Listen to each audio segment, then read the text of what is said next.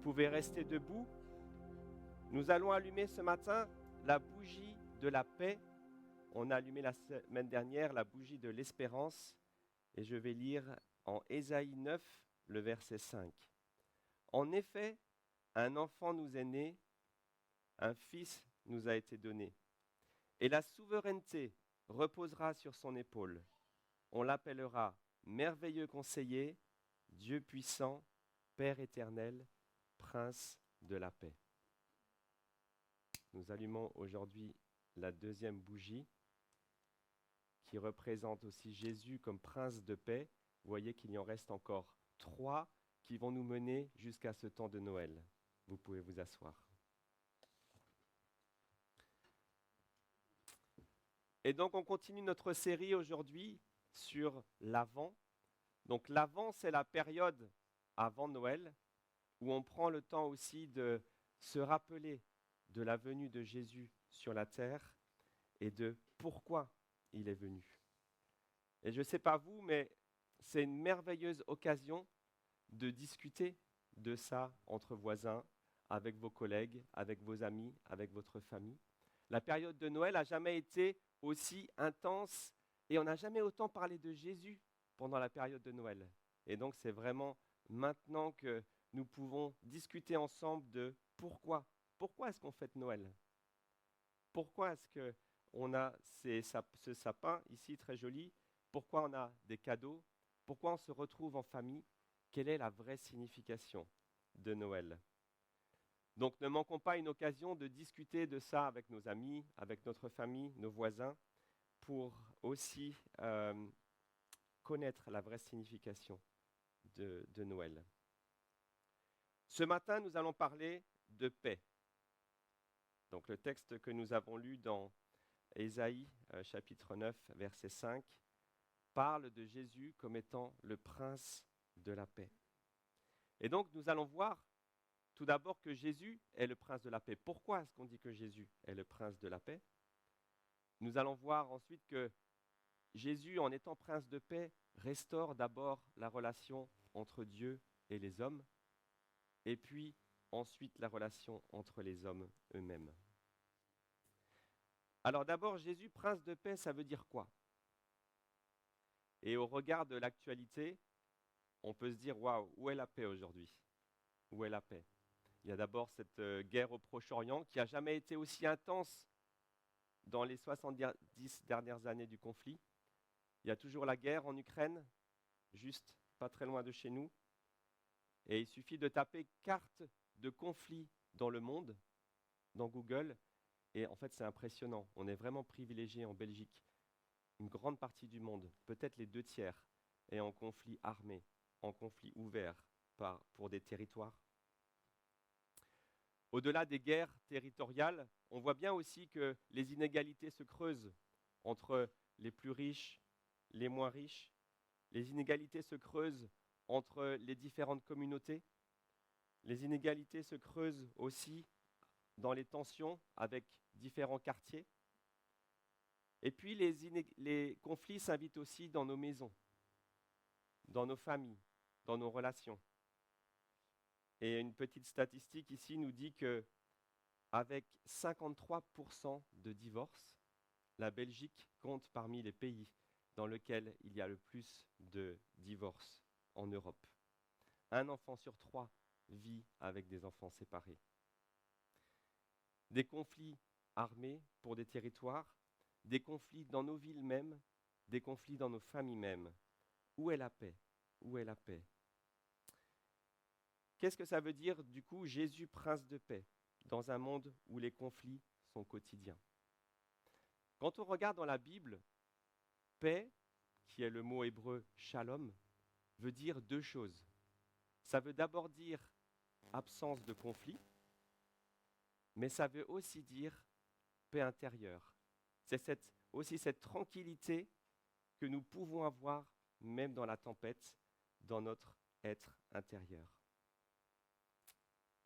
Et peut-être que vous avez sans doute aussi vécu au travers de la tempête cette petite voix qui dit à l'intérieur « Ne t'inquiète pas, j'ai tout sous contrôle, tout va bien se passer ».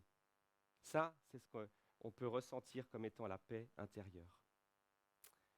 Et dans le verset que je vais lire ici dans Ésaïe, que je vais reprendre, Ésaïe présente Jésus comme le prince de paix à un moment de l'histoire d'Israël où Israël allait être envahi, allait être déporté. Et donc Ésaïe dit quelque chose de très surprenant. Je vais relire les versets 5 et aller plus loin au verset 6. En effet, c'est Ésaïe qui parle au peuple.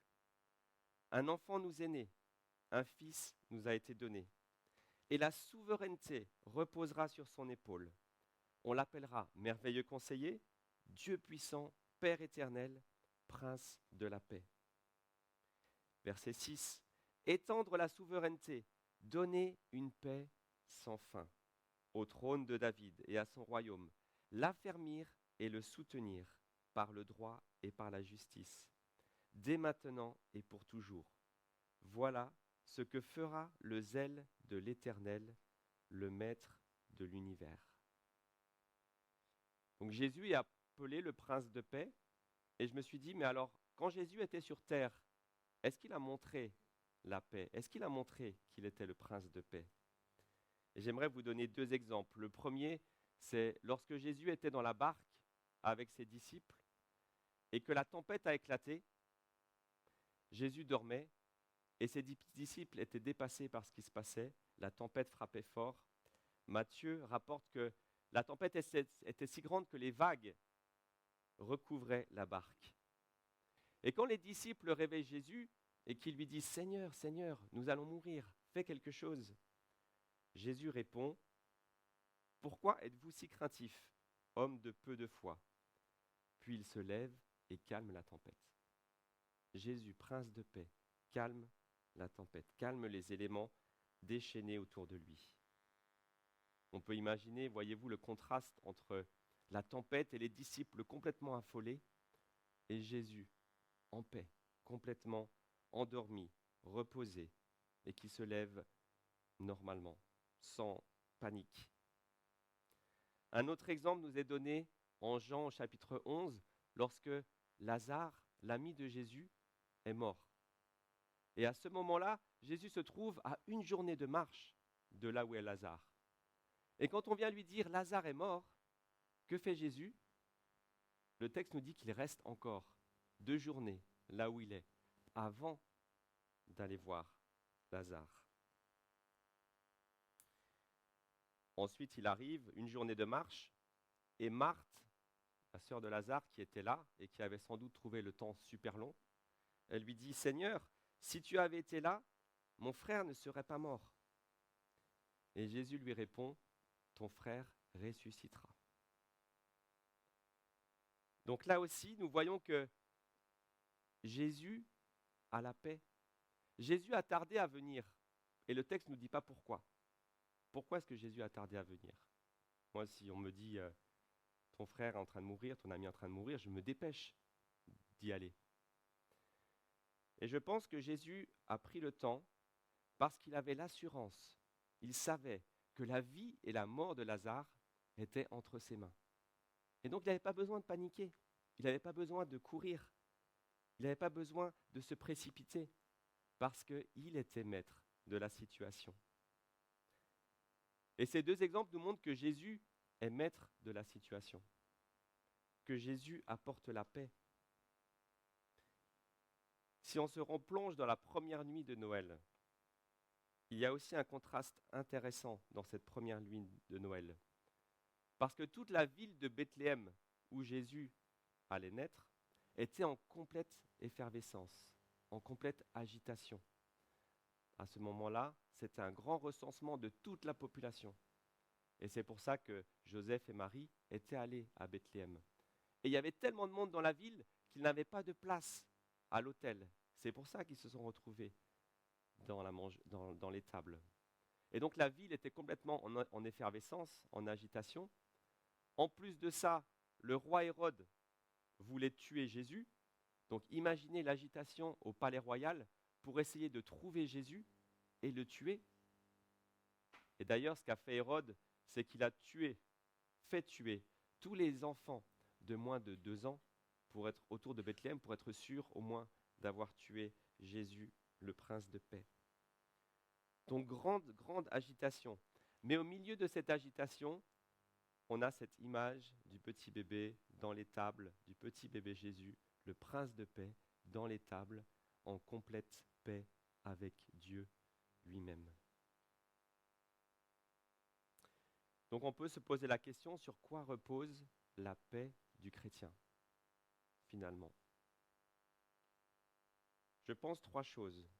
La première, c'est l'assurance que Dieu est maître de l'univers. Et si on revoit la fin du verset 6 dans Ésaïe, c'est comme ça que Ésaïe appelle Dieu. Il appelle Dieu le maître de l'univers. Et ça, c'est important. Pourquoi c'est important? Parce que si Dieu est maître de l'univers, ça veut dire qu'il en connaît le début, il en connaît la fin, et il connaît chaque chose qui va se passer. Il n'y a rien qui se passe dans notre monde sans que Dieu l'ait autorisé. C'est lui le Créateur, il connaît toutes choses. Alors pourquoi être angoissé?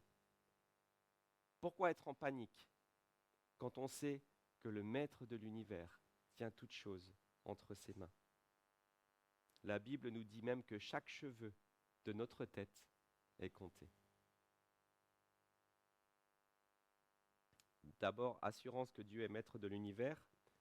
Deuxième chose, assurance que Jésus a payé le prix de notre paix à la croix. Et c'est à la croix que Jésus a rétabli cette relation entre Dieu et les hommes. Parce que la juste colère de Dieu demandait notre mort. Et la juste colère de Dieu a été satisfaite en Jésus-Christ. Ésaïe dit encore au chapitre 53, verset 5, que le châtiment qui nous donne la paix est tombé sur lui. Le châtiment qui nous donne la paix est tombé sur lui. Jésus n'était pas en conflit avec Dieu. C'est nous qui étions en conflit avec Dieu. Mais il a pris notre conflit, il a pris la place de notre conflit pour redonner la paix entre Dieu et les hommes. Assurance que Dieu est maître de l'univers, assurance que Jésus a déjà tout payé à la croix, et espérance qu'un jour viendra où Jésus rétablira la paix définitive dans notre monde, et que tous les croyants vivront en paix, les uns avec les autres et en paix avec Dieu. Apocalypse 21 nous dit ceci, au verset 4, « Il essuiera toute larme de leurs yeux, la mort ne sera plus, et il n'y aura plus ni deuil, ni cri, ni douleur, car ce qui existait avant a disparu. La paix est restaurée. » Mais heureusement, il n'est pas nécessaire d'attendre la fin du monde pour connaître la paix. On peut connaître aujourd'hui la paix avec Jésus, la paix dans la relation avec Dieu. Et chaque année, Noël, c'est l'occasion de se rappeler que Jésus est venu apporter la paix et que cette paix est disponible à quiconque croit en lui. Et tu peux expérimenter la paix en Jésus ce matin. Si tu as perdu quelqu'un de proche, si tu as des problèmes à ton travail, si tu souffres d'une maladie physique ou mentale, si ton cœur est brisé par une relation, si toutes les tempêtes autour de toi se déchaînent, il y a la paix de Jésus que tu peux expérimenter. Et tu peux l'expérimenter parce que tu sais que Dieu est maître de l'univers, que Jésus a tout payé et que viendra un jour où cette paix sera établie sur la terre.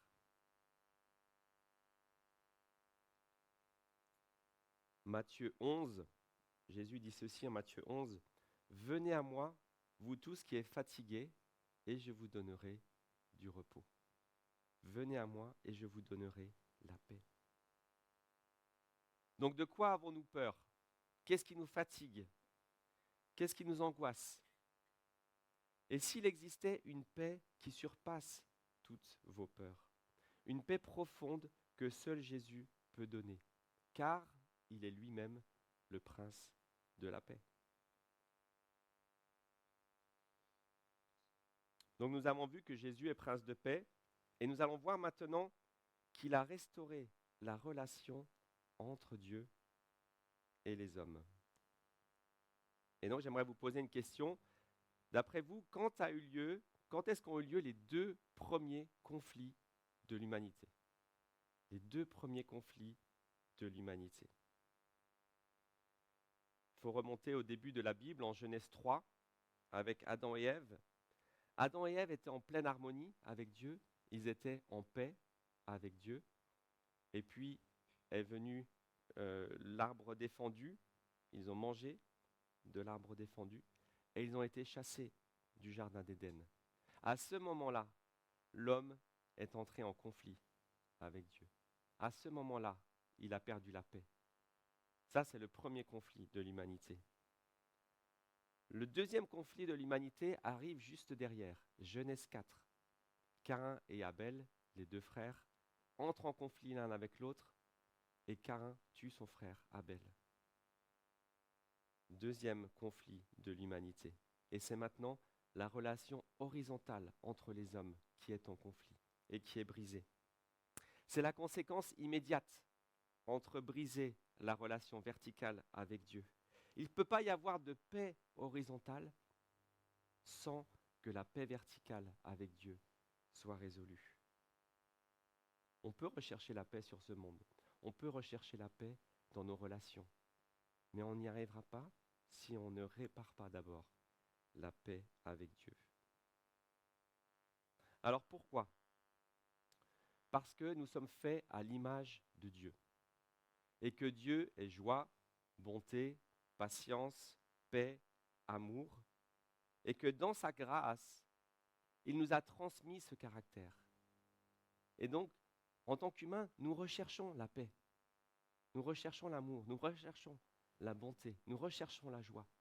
Et nous recherchons cela parce que c'est au fond de nous, parce que nous sommes créés à l'image de Dieu.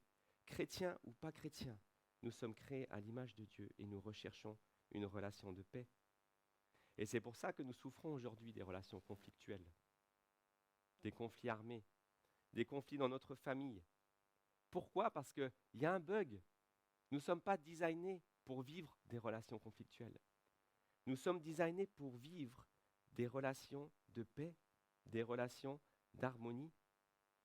Et on voit que ce dysfonctionnement prend sa source au début de l'humanité.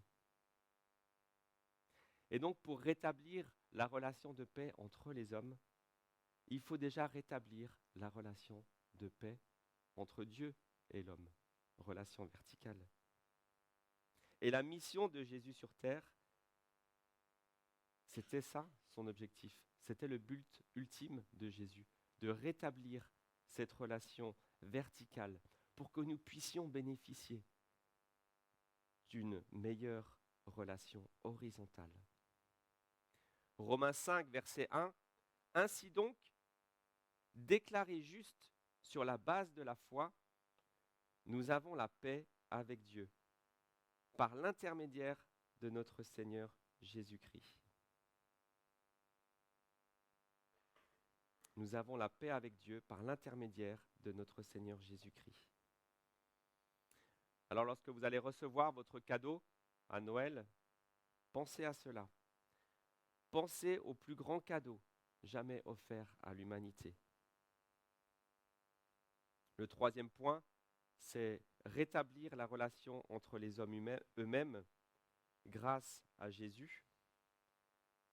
Donc nous avons vu que la relation entre Dieu était importante et apportait la paix. Mais la paix que Jésus a apportée n'était pas territoriale. Jésus est né en Judée, l'actuel Israël, et alors la Judée était occupée par les Romains. Donc les Juifs attendaient un Messie qui vienne les délivrer de l'occupation. Et imaginez ce que ça veut dire être en territoire occupé. C'est l'actualité aujourd'hui. Tout au long de l'Ancien Testament, nous voyons le peuple juif conquérir des territoires, occuper des territoires, établir des royaumes et subir lui-même l'occupation d'autres pays et la déportation à Babylone. Le peuple de Dieu n'était pas en paix.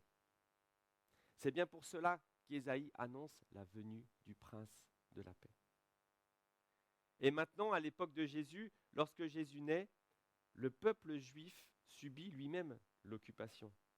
Et donc oui, ils attendaient un prince de paix qui puisse les libérer de l'occupation romaine. Les propres disciples de Jésus eux-mêmes étaient prêts à se battre contre les Romains. Rappelez-vous dans le jardin de Gethsémanée, quand Jésus est arrêté, que fait Simon-Pierre? Il prend son épée, il tranche l'oreille du serviteur du grand sacrificateur. Il lui a littéralement tranché l'oreille. Et qu'a fait Jésus? Il a posé sa main sur le serviteur et l'a guéri. Voyez-vous, le temps viendra où Jésus établira son royaume. Et quand on lit l'Apocalypse, on voit que ce temps sera vraiment terrible pour tous les ennemis de Jésus. Mais il y a un temps pour tout dans la Bible. Et le temps dans lequel nous vivons aujourd'hui est un temps où Dieu permet encore les guerres, où Dieu permet encore les conflits entre les hommes. Pourquoi? Pourquoi est-ce que Jésus prend son temps? La Bible nous donne la raison, je pense, en 2 Pierre chapitre 3. 2 Pierre chapitre 3, versets 8 et 9 dit ceci. Le Seigneur ne retarde pas l'accomplissement de sa promesse, comme quelques-uns le pensent. Il use de patience envers vous. Il ne veut pas qu'aucun périsse, mais il veut que tous arrivent à la repentance.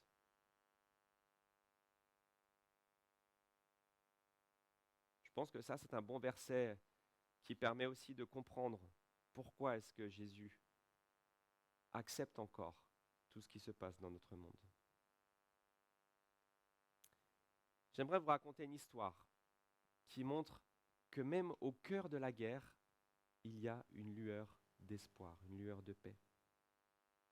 Vous avez peut-être entendu que les célébrations de Noël ont eu lieu pendant la Première Guerre mondiale et même sur le champ de bataille. Et la veille de Noël 1914, une trêve spontanée s'est produite le long de certains fronts. Il y avait de nombreux témoignages oculaires racontés dans des lettres. Et donc je vais vous lire une lettre d'un soldat français qui était présent à cette veillée de Noël 1914. Voici ce qu'il dit. Vers 5 heures, il s'est fait tout à coup un grand silence. Les armes s'étaient tues, aussi bien de leur côté que du nôtre. Nous étions à peine revenus de notre surprise lorsque la nuit est tombée. On a risqué un œil au-delà du mur de la tranchée. Figure-toi que les Allemands avaient posé au bord de leur tranchée des bougies, des lanternes, et ça faisait une guirlande de lumière, aussi loin que nos yeux pouvaient voir. Puis ils se sont mis à chanter. Un de leurs chants de Noël sans doute. C'était beau, ça serrait le cœur. Et puis, pour ne pas être en reste, on a entonné à notre tour « Mon beau sapin ». À un moment, notre capitaine est sorti de la tranchée et s'est avancé jusqu'au milieu du No Man's Land. Un instant, on a eu peur qu'il se fasse tuer. Mais non, un gradé allemand est venu le rejoindre. Ils ont discuté quelques minutes et le capitaine est revenu nous dire qu'il avait conclu avec l'officier une trêve jusqu'au lendemain, minuit, afin que nous passions ce Noël ensemble, oubliant pour quelques heures que nous étions ennemis. Pour la première fois depuis que je suis là, je me suis endormi presque heureux. Alors pourquoi? Pourquoi et comment la paix s'invite même sur le champ de bataille? Pourquoi avons-nous besoin de cette paix? Est-ce que c'est la magie de Noël ou l'esprit de Noël, comme on entend parfois? Ou est-ce que c'est l'éclat du message apporté par le prince de paix lui-même il y a plus de 2000 ans? Alors, comment bénéficier de la paix de Dieu? 3 points que j'aimerais donner. Le premier, c'est tout d'abord en se soumettant à lui. Parce que pour recevoir, il faut ouvrir les mains. Avez-vous déjà essayé de recevoir un cadeau les mains fermées? C'est compliqué. En se soumettant à Dieu, ça veut dire ouvrir les mains pour recevoir le cadeau. Première chose. Deuxième élément, en faisant connaître nos besoins à Dieu dans une attitude de reconnaissance. Philippiens, chapitre 4. Paul dit ceci, « Ne vous inquiétez de rien, mais en toute chose, faites connaître vos besoins à Dieu par des prières et des supplications, dans une attitude de reconnaissance. Et la paix de Dieu, qui dépasse tout ce que l'on peut comprendre, gardera vos cœurs, votre cœur et votre pensée en Jésus-Christ. » Paul est en train de dire aux Philippiens, partagez à Dieu vos prières, des supplications, faites connaître vos besoins. Et la paix de Dieu, qui dépasse ce que l'on peut comprendre, gardera vos cœurs et vos pensées en Jésus-Christ. J'aimerais vous dire que Dieu connaît vos besoins. Dieu connaît vos craintes. Dieu sait ce qui vous tourmente. Dieu connaît ce dont vous avez besoin. Il ne s'agit pas là de lui faire connaître ce qu'il ne sait pas. Mais encore une fois, je pense qu'il s'agit là de montrer notre soumission au Dieu créateur et de lui dire, Seigneur, merci pour ce que tu me donnes chaque jour. Et c'est ici mon besoin. Et la paix de Dieu vient de où? Vient du fait que l'on sait qu'il tient toutes choses dans ses mains et qu'il répondra à un moment donné à ce dont nous avons besoin. Premièrement, en se soumettant à lui. Deuxièmement, en adressant des prières de reconnaissance. Et troisièmement, en étant nous-mêmes prêts à demander pardon et à pardonner à ceux qui nous ont offensés. À faire le premier pas, même si c'est difficile. Car on n'obtient pas la paix sans ouvrir notre cœur.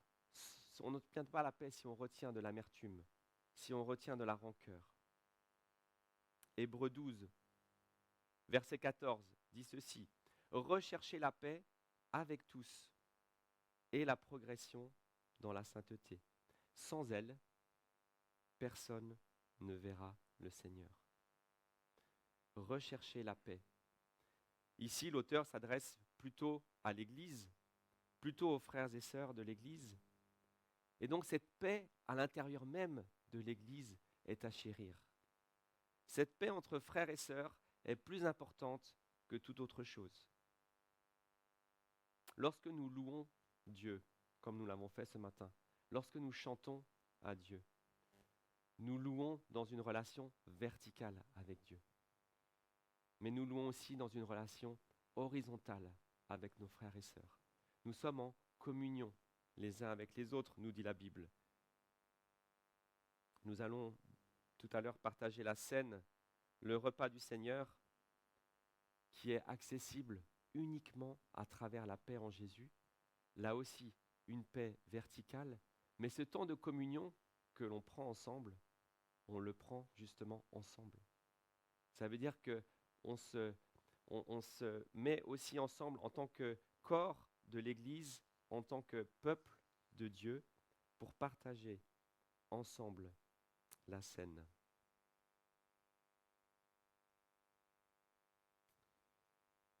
Donc les éléments seront distribués dans quelques minutes. Et si vous avez abandonné votre vie à Jésus en tant que Seigneur et Sauveur, si vous avez donné votre cœur à Jésus et que vous avez la paix, alors participez avec nous à ce moment. Mais si vous n'avez pas encore donné votre cœur à Jésus, s'il vous plaît, ne prenez pas les éléments, mais venez nous en parler à un responsable après le culte, par exemple. Et en observant la scène du Seigneur, nos regards se tournent, nos pensées se retournent, non seulement à la croix, mais aussi à la crèche de Noël, là où Jésus est venu. Le pain et le vin a été partagé par Jésus avec ses disciples. C'était un moment de communion, un moment où Jésus était en communion avec Dieu et aussi avec ses disciples. Et nous allons prendre ensemble cette scène alors que je demande aux personnes qui vont s'occuper de distribuer les éléments de venir. Et puis à Wesley, si tu veux bien revenir aussi pour jouer pendant que nous allons prendre les éléments.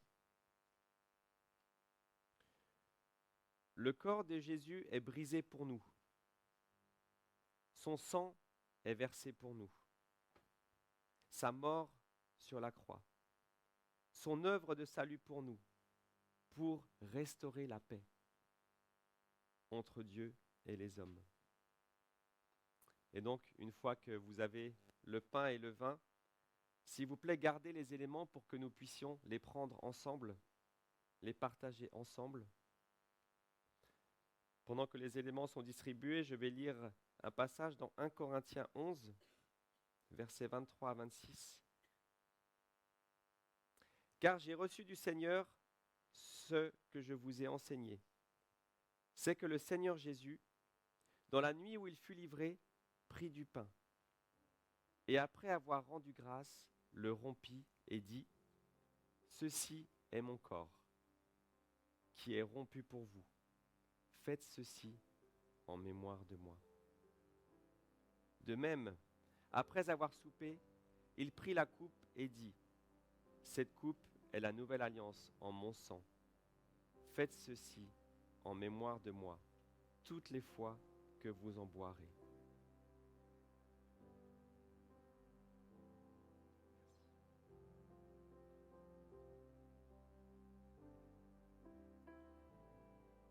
Prenez et mangez ce pain en vous souvenant du corps de Christ brisé pour vous sur la croix.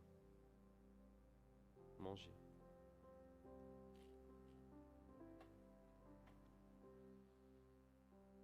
Prenez et buvez ce vin qui représente le sang du Christ versé pour vous.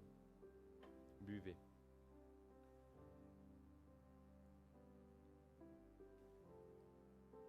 Et Paul termine en 1 Corinthiens au verset 26.